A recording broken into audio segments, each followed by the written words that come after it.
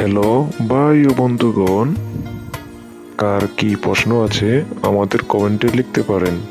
আগামী ভিডিওতে আপনার প্রশ্নের উত্তরটি দেওয়া হবে ইনশাআল্লাহ।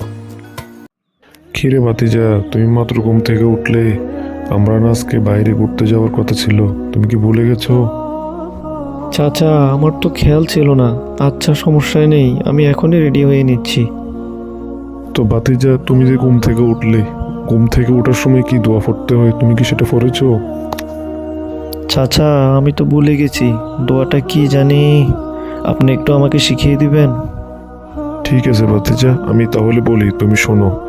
ঘুম থেকে ওঠার সময় এই দোয়া পড়তে হয়, আলহামদুলিল্লাহিল্লাযী আহিয়ানা বা'দামা আমাতানা ওয়া ইলাইহিন নুশুর। চাচা, এবার আমিও পারবো, শোনেন তাহলে। আলহামদুলিল্লাহিল্লাযী আহইয়ানা বা'দামা আমাতানা ওয়া ইলাইহিন নুশুর। মাশাআল্লাহ মাশাআল্লাহ ভাতিজা, তুমি তো খুব সুন্দর করে দোয়াটি বলেছো। আচ্ছা, এবার তাহলে রেডি হয়ে নাও, আমরা আজকে বাইরে ঘুরতে যাব। আচ্ছা চাচা, আমরা তো গাড়িতে চড়ে যাচ্ছি। গাড়িতে চড়ার সময় কি কোনো দোয়া পড়তে হয়? আমি তো সেটা জানি না। হ্যাঁ ভাতিজা, গাড়িতে চড়ার সময় অথবা কোনো যানবাহনে চড়ার সময় একটি দোয়া পড়তে হয়। চাচা, তাহলে দোয়াটি কি আমাকে শিখিয়ে দাও, আমিও দোয়াটি পড়ে নেই। আল্লাহ তাআলা যেন আমাকেও হেফাজত করে। ঠিক আছে ভাতিজা, তাহলে শোনো, গাড়িতে চড়ার সময় কি দোয়া পড়তে হয়। সুবহানাল্লাযী সাখখারা লানা হাযা ওয়া মা কুন্না লাহু মুকরিনিন ওয়া ইন্না ইলা রাব্বিনা লামুনকালিবুন। চাচা, এবার তাহলে আমি বলি, তুমি শোনো। সুবহানাল্লাযী সাখখারা লানা হাযা ওয়া মা কুন্না লাহু মুকরিনিন ওয়া ইন্না ইলা রাব্বিনা লামুনকালিবুন। ভাতিজা, আজকে তো আমরা সারাদিন অনেক ঘোরাঘুরি করলাম, তাই না? এখন আমরা ইফতার করে নিব, নাও। চাচা, কিন্তু ইফতারের সময় কি দোয়া পড়তে হয়? আমি তো সেটা জানি না। আপনি আগে আমাকে ইফতারের দোয়া শিখিয়ে দেন। ঠিক আছে ভাতিজা, তাহলে শোনো, ইফতারের সময় কি দোয়া পড়তে হয়। আল্লাহুম্মা লাকা সুমতু ওয়া আলা রিজকিকা আফতারতু বিরহমাতিকা ইয়া আরহামার রাহিমিন। আলহামদুলিল্লাহ চাচা, এবার তাহলে আমিও বলতে পারবো। আল্লাহুম্মা লাকা সুমতু ওয়া আলা রিজকিকা আফতারতু বিরহমাতিকা ইয়া আরহামার রাহিমিন। মাশাআল্লাহ ভাতিজা, তোমার দোয়াটি খুব সুন্দর হয়েছে। ভাতিজা, ইফতারিটা কেমন হলো বলতো? আমার তো খুব ভালো লেগেছে ইফতারিটা, তোর কাছে কেমন লেগেছে? আলহামদুলিল্লাহ চাচা, খুব ভালো লেগেছে। তবে ইফতারিটা খাওয়ার পর থেকে আমার পেটে কেমন কেমন জানি করছে চাচা। এখন কি করব বলো তো? আরে ভাতিজা, চিন্তা করিস না, ঠিক হয়ে যাবে। একটা দোয়া আছে, ওই দোয়াটা পড়লে পেটের ব্যথা ঠিক হয়ে যায়। চাচা, তাহলে বলো কি দোয়া, আমি তাড়াতাড়ি পড়ে নিই, আমার পেটের ব্যথা ভালো হয়ে যাক। ভাতিজা, তুমি তোমার হাতটা ফেটে রেখে ইয়া বাতিনু 21 বার পাঠ করবে, ইনশাল্লাহ দেখবে তোমার পেটের ব্যথা ঠিক হয়ে গেছে। চাচা, এত সহজ দোয়া?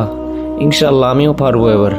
ইয়া বাতিনু ইয়া বাতিনু ইয়া বাতিনু। চাচা, আজকে সারাদিন তো আমরা অনেক ঘোরাঘুরি করলাম। এখন গার্লফ্রেন্ডের জন্য তো কিছুই কিনা হলো না। আমাকে তো কল করে জিজ্ঞেস করবে ওর জন্য কিছু কেনাকাটা করেছি কিনা। কি বলবো বলো তো? তুমি এগুলো কি বলো ভাতিজা? গার্লফ্রেন্ড রাখা কি ভালো? এটা হারাম কাজ, আর তুমি নিজে হারাম কাজে লিপ্ত হচ্ছ। চাচা, আমি তাহলে এখন কি করব? আমার একটা মেয়েকে খুব পছন্দ, আমার মেয়েটাকে খুব ভালো লাগে। এখন তাহলে আমি কি করব বলো? ভাতিজা, কি করবে মানে? সরাসরি বিয়ে করবে। যদি তোমার কাউকে ভালো লাগে তাহলে তার বাড়িতে প্রস্তাব নিয়ে যাব আমরা, সমস্যা নেই। আচ্ছা ঠিক আছে চাচা, তাহলে আমি তোমার কাছে মেয়ের ঠিকানা বলবো, তুমি বাসায় যোগাযোগ করবে, ঠিক আছে তো? আচ্ছা ঠিক আছে ভাতিজা, তুমি কোনো চিন্তা করো না, আমি মেয়ের বাসায় তোমার বিয়ের প্রস্তাব নিয়ে যাব ইনশাআল্লাহ। ভাই, তুমি কি একটা বিষয় জানো? তোমার ছেলে তো একটা মেয়েকে পছন্দ করে, সে আমাকে বলেছে। কি বলো ভাই? সে তো আমাকে কিছুই বলেনি। আচ্ছা, তাহলে এখন কি করা যায় বলো তো? কি করবে মানে? তাকে আমরা বিয়ে করে দেব, কারণ সে হারাম সম্পর্কে থাকার চাইতে সে হালাল সম্পর্কে থাকুক, সেটাই বলো, তাই না? কিন্তু ভাই, সে তো এখনো পড়ালেখা করে, আর সে তো কোনো ইনকামও করে না, তাহলে সে তার স্ত্রীকে খাওয়াবে কি বলো? আরে ভাই, তুমি খাবার নিয়ে কেন টেনশন করছো? আল্লাহ তাআলা মানুষ বানানোর আগে সে কি খাবে সেটা সৃষ্টি করেছেন, তাহলে খাওয়া নিয়ে কেন টেনশন করতে হবে? আচ্ছা ঠিক আছে ভাই, তুমি যেহেতু বলতেছো, ঠিক আছে, আমরা তাহলে মেয়ের বাসায় প্রস্তাব নিয়ে যাব। ভাতিজা, তোর জন্য কিন্তু খুশির সংবাদ আছে। চাচা সত্যি আমার জন্য খুশি সংবাদ আছে? তাহলে তাড়াতাড়ি বলো। ভাতিজা, খুশি সংবাদটা হলো তোর বিয়ে সম্পর্কে আমি তোর বাবার কাছে বলেছি, তোর বাবা রাজি হয়েছে, তুই কোনো চিন্তা করিস না। চাচা তুমি এটা কি খুশি সংবাদ দিলে! আলহামদুলিল্লাহ, আলহামদুলিল্লাহ। বাবা তাহলে আমার বিয়ে করাতে রাজি হয়েছে? হ্যাঁ ভাতিজা, আমি সত্যি বলছি, তোমার বাবা তোমাকে বিয়ে করাতে রাজি হয়েছে, তুমি কোনো চিন্তা করো না। যাক বাবা, তাহলে আমার বিয়েটা ঠিক হয়ে গেল। সব কিছু হয়েছে চাচার জন্য। আল্লাহ সবার ঘরে ঘরে এমন একটা চাচা দিক, সবাই বলে না আমিন। আজকে তো দোকানে গিয়ে ফাটিয়ে ফেলবো, বন্ধুদের গিয়ে সবাইকে বলবো আমার বিয়ে, আমার বিয়ে। কি মজা! বিয়েটা আসলে মজা রে। আজকে তো কি যে হবে বন্ধুদের মহলে গিয়ে, আরে যাই একটা গান গাইতে গাইতে যাই। না না না না, গান গাওয়া যাবে না, আল্লাহ গুনাহ দিবে। একটা কাজ করি, একটা গজল গাইতে গাইতে যাই। আরে কি গজল গাম, গজলও তো পারি না। আচ্ছা থাক, গজল না গাই, হাঁটতে হাঁটতে তাড়াতাড়ি চলে যাই। এই তো চলে এসেছি দোকানে। কি রে দোস্ত, তোকে আজকে এত খুশি লাগছে কেন বলতো? আরে দোস্ত, আমাকে খুশি লাগবে না তো কাকে লাগবে?